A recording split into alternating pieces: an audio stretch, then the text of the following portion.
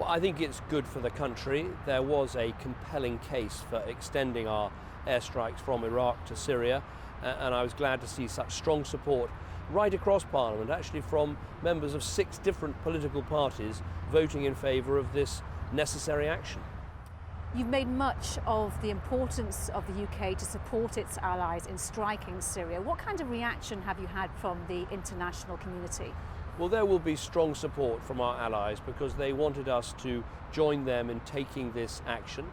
There'll be strong support from other countries. I've just been on the telephone to Chancellor Merkel of Germany, and the Germans are stepping up what they are doing in the region. And there'll be very strong support from Muslim countries, Gulf countries, that have asked us to take part in this action as part of a process that will actually help to deliver the political and diplomatic change that we need in Syria as well.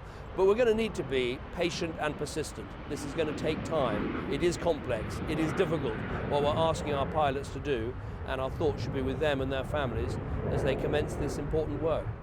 You are sending RAF crews into a crowded and volatile airspace. How much more dangerous is Syria than Iraq?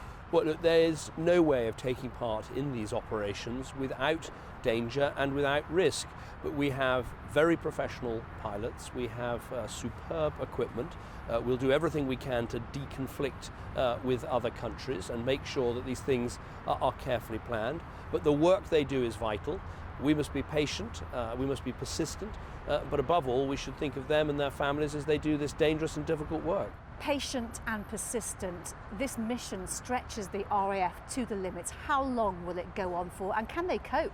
Well, I don't want to put a limit on it because the work we're doing, the work our RAF pilots are doing, is so essential to our national security. We have to degrade and destroy ISIL in Iraq and in Syria. And remember, it's in Syria that this organisation has its headquarters.